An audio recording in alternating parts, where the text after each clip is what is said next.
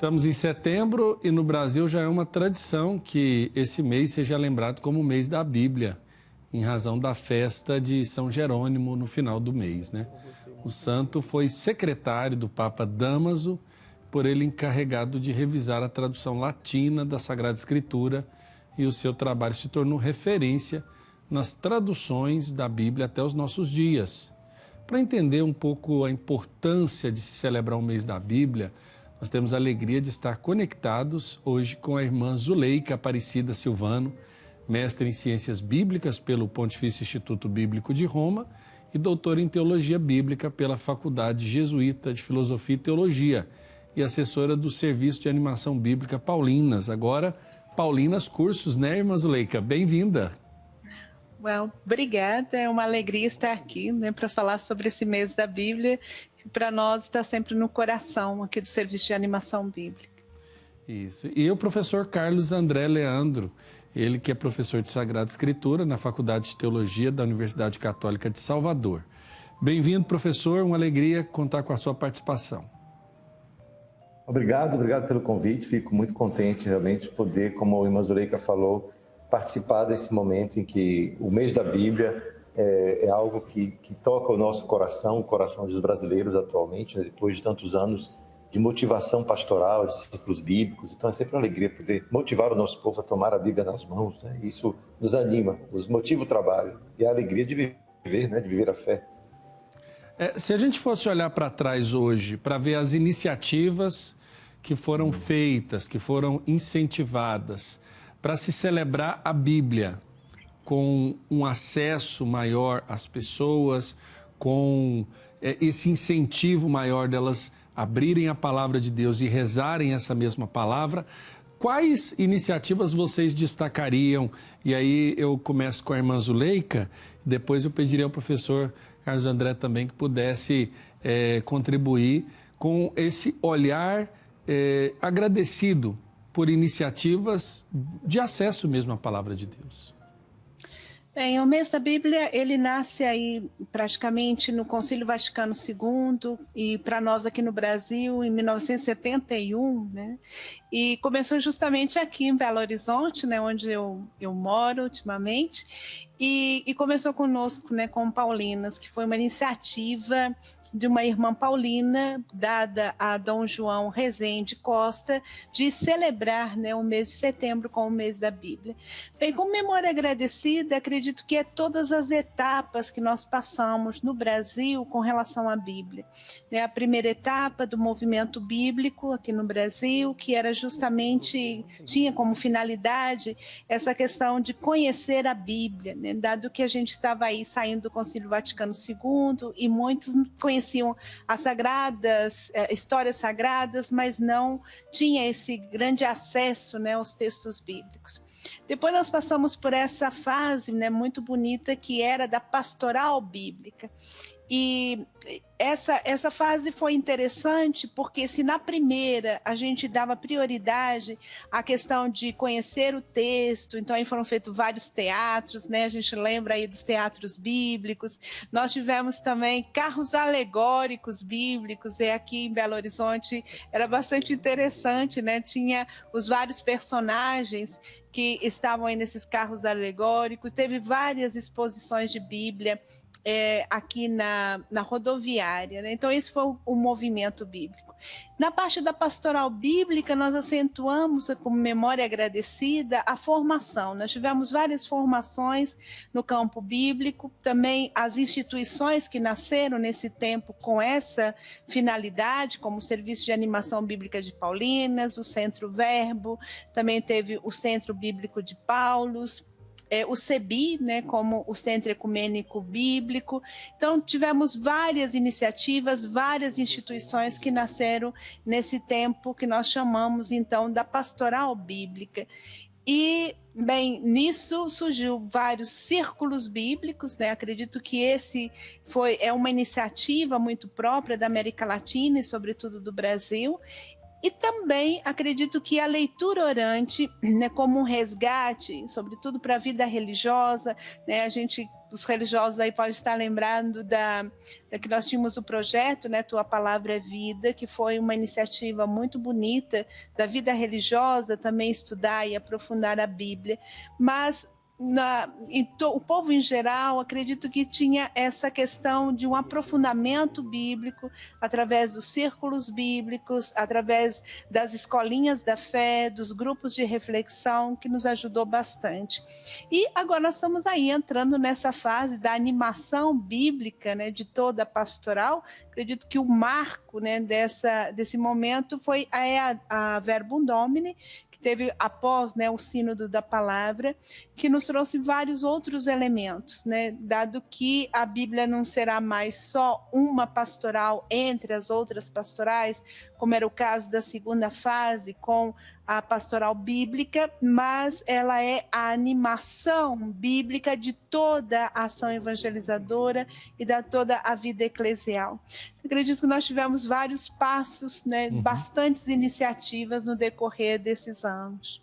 Perfeito. Professor Carlos André. Olha, eu acho que Irmã Zuleika fez um apanhado assim, fantástico. Eu estava aqui viajando. Realmente, ela percorreu uma história longa e pontuou que, de fato, a gente poderia dizer uma história bem bonita, né? Porque a gente percebe o quanto, desde o início, essa sensibilidade para a Sagrada Escritura foi construindo, passo a passo, esse gosto do nosso povo por ter a Bíblia nas mãos. Eu acrescentaria a tudo isso aí que ela falou, algo que nem sempre a gente valoriza tanto no nosso país, que é o fato que nós temos uma diversidade de Bíblias, de versões do texto bíblico, que favorece bastante a nossa compreensão mais aprofundada do texto. Isso pode ser um dado curioso quando a gente compara com, por exemplo, um país como a Itália, que tem um texto único aprovado como texto bíblico para o uso das pessoas. Então, a gente pode dizer que temos as versões da Bíblia, que é aquela da CNBB, a da Paulinas, a da Paulus, as grandes editoras que publicaram e formaram, digamos assim, uma versão que se adapta a cada uma delas a um público, né? Pensamos a Bíblia pastoral, o quanto ela ainda hoje tem um peso nas nossas pastorais. A Bíblia Ave Maria, que construiu a história praticamente da popularização do texto até hoje, ainda é a Bíblia mais consumida, ou mais adquirida, mais usada, talvez ainda pelas comunidades. A da CNBB, que vem evoluindo a cada edição, produzindo um texto cada vez mais próximo daquele da liturgia e, ao mesmo tempo, com uma percepção e uma linguagem que se aproxima. Então, acho que, ao lado desse movimento pastoral, que a irmã Zuleika bem descreveu, a gente vê que existe também uma maturidade do próprio texto, da própria versão portuguesa da Bíblia. A gente pode dizer o quanto nós temos um texto amadurecido hoje, né, enquanto tradução dos originais gregos e hebraicos. Então, nesse sentido, eu acho que o texto bíblico que nós temos é de uma preciosidade que faz a gente ter o texto nas mãos e poder dizer, eu posso ter mais de uma versão e me enriquecer com o modo como cada um traduziu esse texto. E eu acho que, como consequência até natural, né, desta evolução do nosso gosto, apego, apreço pelo texto bíblico, tem também ao lado disso uma evolução do trabalho acadêmico, vamos dizer assim, porque são acadêmicos, né, aqueles que se debruçaram sobre o texto nos seus originais e buscaram cada vez mais aprimorar o modo como traduziam para falar ao coração das pessoas, para transmitir com maior fidelidade esse texto, né? Então, acho que é uma alegria nosso país ter um texto bíblico tão bonito, tão rico e com uma variedade de traduções que permite uma compreensão mais profunda daquilo que os originais nos oferecem, né? Irmã Zuleika, quando a gente observa, por exemplo, o Papa Francisco tem chamado muita atenção para revisitarmos e bebermos da espiritualidade, daquilo que o Vaticano II nos traz enquanto concílio, enquanto decisões da própria Igreja. A gente pode dizer que o movimento bíblico ele foi um dos responsáveis por esse momento importante que a Igreja vivenciou e continua vivendo os seus desdobramentos, que é o Concílio Vaticano II? Sim, acredito que é interessante porque com o documento da Verbum Domini, que não é um documento sobre a Bíblia, né? Isso que é interessante, mas é sobre a revelação de Deus. nós tivemos uma outra perspectiva de entender a Bíblia, né? A Bíblia, ela passa de uma revelação que era vista como um ditado de Deus, como se Deus estivesse ditando os textos bíblicos, né, através de um anjo ou de um mensageiro, para a gente entender que a revelação acontece na história, né, na caminhada do povo. Então, isso deu uma virada bastante grande nos estudos bíblicos. Depois, é claro que a gente tem que pensar dos movimentos que antecederam o Concílio Vaticano II, que já era um movimento litúrgico, um movimento patrístico e um movimento bíblico. Então, já havia toda uma preocupação de um retorno aos textos bíblicos, à patrística e à liturgia. Com isso, o concílio nos deu essa abertura, esse passo para esse resgate, né, dos textos bíblicos. E aqui no Brasil, a gente acatou aquilo que o concílio falou através do Mês da Bíblia, né? Então, o Mês da Bíblia foi uma das iniciativas vinda realmente do concílio, depois ela será assumida pela CNBB, porque também na América Latina se faz um novo estudo sobre a Bíblia e juntamente com a CNBB, mas com o CELAM, foi o CELAM que vai nos dizer que era necessário, como uma releitura do Concílio Vaticano II, em 1985, pensar não só um movimento bíblico, né, como se fosse uma campanha de estudo, de conhecer, de adquirir até o próprio texto bíblico, mas era necessário uma formação, né, adequada para a Bíblia. E eu acredito que nesse movimento nós tivemos uma abertura muito grande dos estudos, né, como falou aí o Carlos, a questão das traduções, também a formação dos biblistas, né, as congregações, os leigos, né, começaram a estudar, aprofundar a Bíblia em várias dimensões, né, a dimensão exegética, pastoral, hermenêutica. Agora, eu acredito que com o Concílio Vaticano II e como o concílio ele vai tendo releituras, e uma das releituras principais foi o Sínodo da Palavra, aqui nós vamos ter uma nova perspectiva dos estudos bíblicos, ou seja, que a Bíblia ela tem essa dimensão de interpretação, ou seja, essa dimensão de formação, então a importância da formação bíblica para os leigos, não de uma pastoral bíblica, mas de todas as pastorais, ou seja, qual é a importância da Bíblia para a pastoral da comunicação, para a pastoral carcerária, para a pastoral do dízimo, essa outra dimensão, né, da animação bíblica, que seria a dimensão da oração, né? Então a Bíblia não só como um estudo, mas a Bíblia como uma fonte de oração, do nosso encontro, né, pessoal com Deus,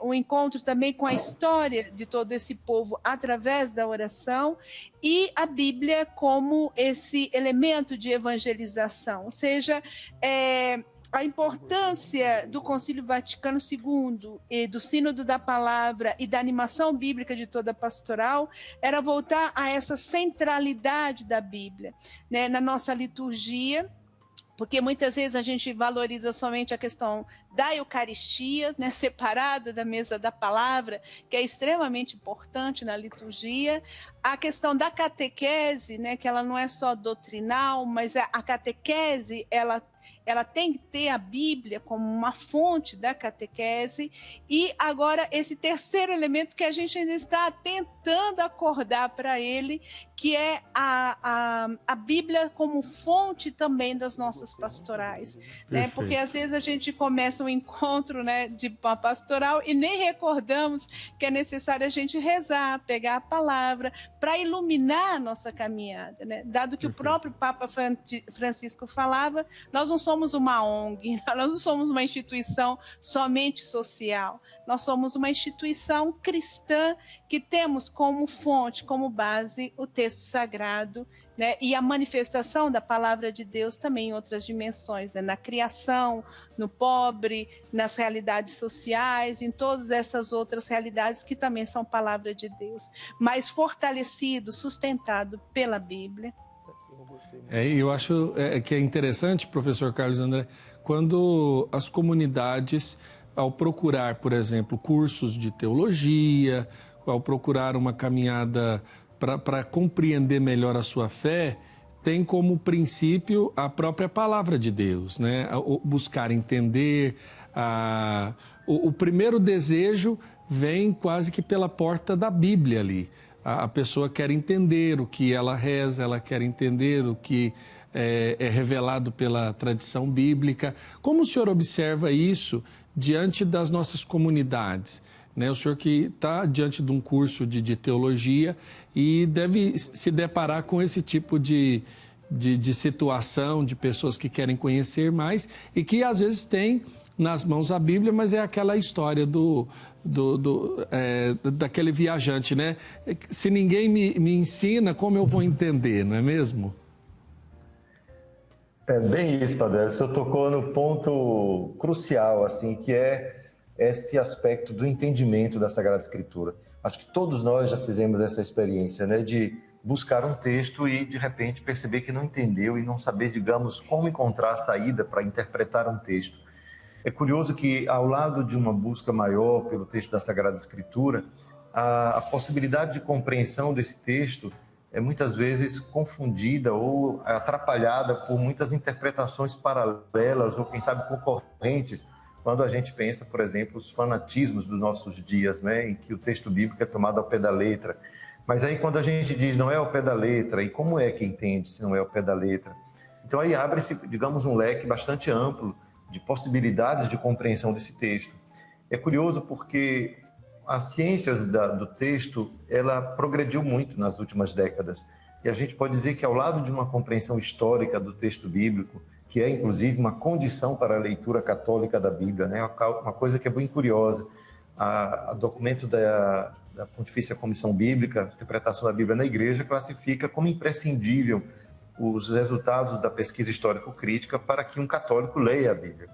Mas isso tudo tornou o texto, em alguns momentos, fruto de apto apenas a quem acumulou uma certa erudição de conhecimentos bíblicos, históricos, e tornou complicado, muitas vezes, esse entendimento do texto bíblico. É nessa hora que os círculos bíblicos e aquilo que a irmã Zuleika falava sobre a leitura orante da Bíblia, vem em auxílio, porque apesar da multiplicidade de possibilidades que esse texto apresenta hoje diante do estudioso da Bíblia, existe sempre a leitura simples, aquela que leva em conta, sim, o contexto histórico, aquilo que Carlos Mestres também nos classificou como leitura popular da Bíblia, né? Contexto, pretexto e contexto. Isso que o povo entende sem precisar dessas palavras difíceis, porque é na prática que a gente descobre. Então existe, por um lado, uma facilidade de acesso a esse texto, porque se tomou ele do ponto de vista espiritual, vivencial, e ele é auxiliado por aquilo que a ciência bíblica já nos oferece como resultado da pesquisa histórica. Isso já está no rodapé das nossas Bíblias, né? Isso já está incorporado nas novas traduções, aquilo que eu falava antes da riqueza das traduções que a gente possui, que permite em cada nota de rodapé a gente ter quase que um comentário, uma chave de leitura que nos permite não se atrapalhar, digamos, e ser tentado a uma leitura fundamentalista ao pé da letra. Mas, por outro lado, existe uma bibliografia que cresce, né, de leituras bonitas, como a leitura narrativa da Bíblia. Existem, inclusive, autores que exploram aspectos psicológicos dos personagens. Tudo isso foi acrescentado também por perspectivas novas, aquilo que a gente chama de hermenêuticas, né? Então, hermenêuticas da libertação, perspectivas, vamos dizer assim, do ponto de vista da mulher, né, destacar como que a mulher é apresentada em certos textos. Então, isso apresenta para nós uma riqueza que o texto bíblico passou a ter um valor que ultrapassa o aspecto confessional. Ele pode se comunicar com qualquer pessoa que busca ali uma palavra de sabedoria, uma palavra que inspira para a vida. Então, nesse sentido, a nossa maior liberdade de acesso a esse texto, volto a reafirmar aquilo que você falava antes, graças ao Vaticano II, a gente construiu uma liberdade de acesso que permite que hoje esse texto seja, de fato, inspirador para todo e qualquer ser humano que quer buscar ali uma experiência de vida, uma palavra inspiradora. Para quem tem fé, é uma palavra que é também normativa, se torna para ele palavra que guia na sua fé a sua vida. Mas ela se enriqueceu bastante.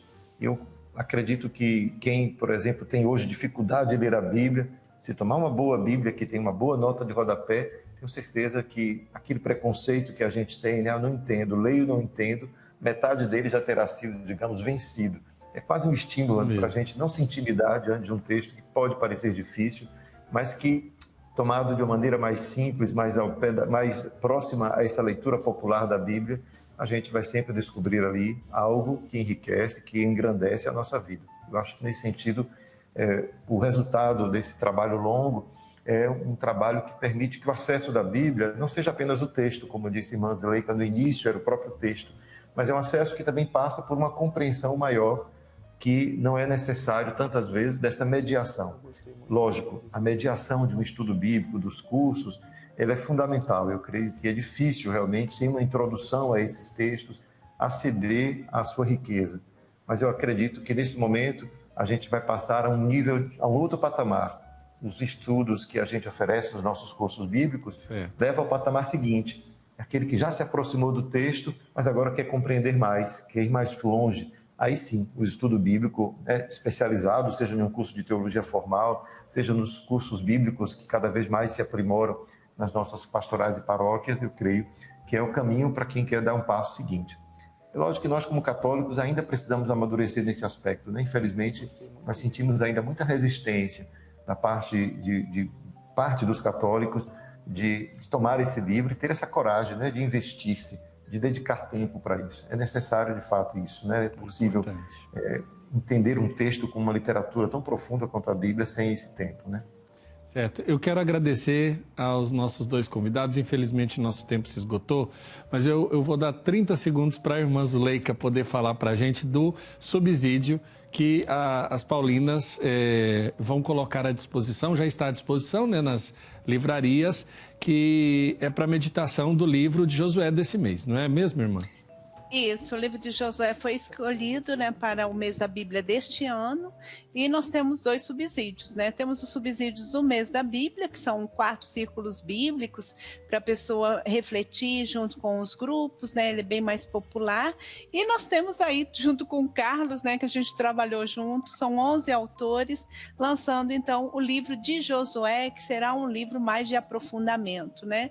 Esse livro foi organizado por mim, pelo Padre Vitório, que é um biblista aqui jesuíta de Belo Horizonte, o Jean Richard, que é outro padre diocesano, que trabalha aqui na PUC Minas, e nós temos aí 11 autores ao todo, né? O Carlos é um, né, dos autores, que trabalha aí o texto de Josué 23, 24, né, o final com o que seria o testamento de Josué. Então, esse livro tem 3 partes, uma parte introdutória, uma parte teológica e uma parte de análise de texto. Irmã Zuleika, então, ficar sem estudo, não vão ficar. Eu vou fazer um compromisso aqui, eu pedi para a nossa produção entrar em contato com a senhora e depois com o Carlos André de novo, para que a gente possa falar sobre essa obra em específico, o livro de Josué, que me deixou muito curioso. Eu já tenho lido algumas introduções, procurado, mas eu vou procurar conhecer essa obra e, assim que possível, nós vamos fazer um programa sobre esse livro em específico, sobre essa obra, tá bom? Compromisso feito. Agradeço. Um abraço, professor, um abraço, irmã Zuleika. Um abraço.